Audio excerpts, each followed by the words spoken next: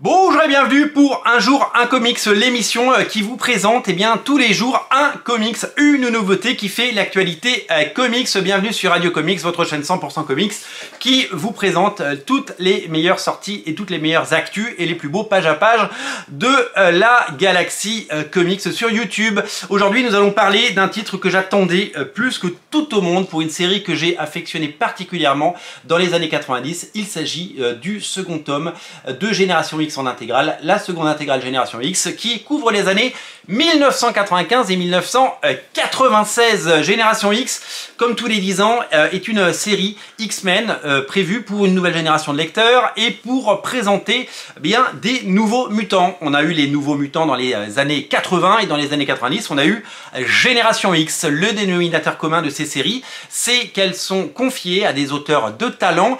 C'était Chris Claremont, vous le savez, qui a créé les nouveaux mutants dans les années 80. Ici, c'est Scott Lobdell qui était le monsieur X-Men dans les années 90. Aujourd'hui, il est totalement cancel suite à des agissements. Il avait une carrière au cinéma qui démarrait très fort, mais elle a été éteinte très vite parce que visiblement, il a tripoté des gens qu'il fallait pas. Et aujourd'hui, son œuvre reste et son œuvre demeure, bien sûr, puisque il nous a régalé sur les X-Men et surtout sur cette série qui est, selon moi, sa meilleure. Au dessin, c'est le fantastique Chris Bachalo qui nous vient tout droit de Vertigo Comics, le label des années 80-90 qui a fait naître Sandman, Preacher et bien d'autres séries encore.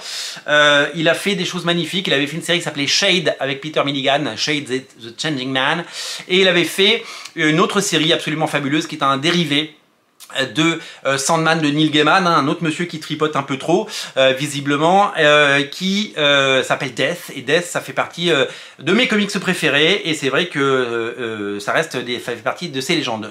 Je tiens à vous signaler que Greg Capullo sera présent la semaine prochaine ce week-end là qui arrive sera présent à Valenciennes pour le festival de BD de Valenciennes, et donc on se réjouit parce que c'est super cool d'avoir cet auteur et d'avoir ce personnage qui vient en France, surtout à Valenciennes, une ville très dynamique et qui adore la bande dessinée. J'espère être là et je vais tout faire pour y être. Chris Bachalo, son style incroyable qui a vu naître nombre de séries, parce que il a commencé avec un style pas commun, parce que graphiquement c'est des choses qui, je vais vous montrer, ne sont pas forcément des comics qu'on voit tout le temps. Son style a d'ailleurs énormément changé entre ce qu'il a pu faire au début de Génération X et sur la fin de Génération X, puisqu'il y a passé deux époques, on va dire, un sens du découpage bien à lui, un dessin flamboyant, et puis une œuvre magnifique, parce que Chris Bachalo, d'abord, il a énormément travaillé chez Marvel, c'est une chose. Il a fait notamment quasiment toutes les séries X-Men. Il a fait du Ultimate X-Men, il a fait de la série X-Men, il a fait la série Uncanny X-Men, il a fait la série plusieurs fois Uncanny X-Men, puisqu'il est revenu sous Brian Michael Bendis par exemple. Donc il a fait Génération X bien entendu, et c'est un auteur qui a aussi travaillé sur Spider-Man. Il a fait ses propres séries comme Steampunk par exemple chez Wildstorm dans les années 90-2000, et c'est vraiment un auteur magnifique. Mais dans cette intégrale, vous ne trouvez pas que du Chris Bachalo, parce que Chris Bachalo, il a lancé la série avec brio et talent, puis il est retourné chez DC Comics pour faire une deuxième mini-série sur le personnage de Death de Neil Gaiman, justement, et ensuite il a d'ailleurs fait qu'un numéro. Ce qui est très étonnant, c'est qu'il est parti de nombreux mois de la série Génération X pour faire finalement qu'un seul épisode. C'est Mark Buckingham qui terminera la série, mais avec talent, et parce que Mark Buckingham était l'encreur de Chris Bachalo et qu'ils ont un style assez similaire, même bien que différent, mais l'un est capable de prendre la suite quand l'autre quitte une série, et il revient après vers les épisodes 17-18, et on verra tout ça dans le page à page que je vous consacrerai pour ce Génération X, parce que il y a plein d'autres dessins, notamment Roger Cruz, ou un dessinateur comme Tom Grumet qui fait des choses plutôt pas mal, parce que je me suis permis de feuilleter l'album quand même avant de vous le montrer. Donc voilà, donc il n'y a pas que du Chris Bachalo, mais il y a des auteurs assez intéressants. Bien que il y a un léger manque de cohérence graphique parfois, mais on verra tout ça bien entendu dans le page à page. Donc bien sûr c'est un tome qui fait plaisir, parce que ça nous replonge dans ces années-là.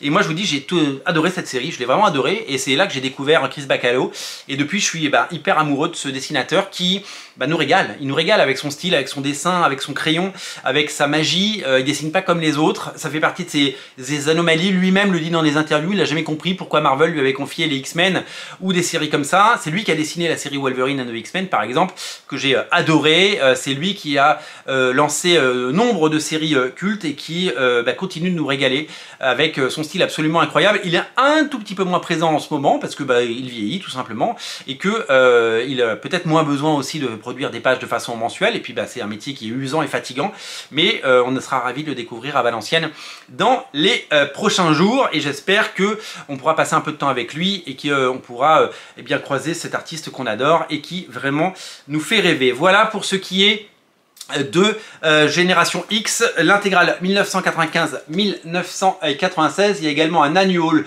qu'on découvrira dans le page à page. Ça reprend les épisodes 8 à 19, pardon, j'allais ma langue à fourcher, 8 à 19 de la série et je pense que vous allez être séduit et que vous allez aimer puisque c'est vraiment quelque chose pour des lecteurs qui aiment les X-Men et qui aiment découvrir toutes ces séries. Merci à tous ceux qui regardent C'est un jour un comics. Merci à tous ceux qui commentent et qui partagent. Merci à tous ceux qui s'abonnent pour n'en rater aucun. Et si vous aimez cette émission, abonnez-vous. Merci à tous ceux qui font vivre cette chaîne. Vous êtes plus de 24 000 à 500, plus de 100 000 vues par mois, plus de 8 millions de vues sur la chaîne. C'est exceptionnel. Ce succès, c'est vous. Tant que vous regardez, moi je produis et on se retrouve tous les jours. Et tous les jours à midi pour un jour un comics. Je vous dis à très bientôt. Salut!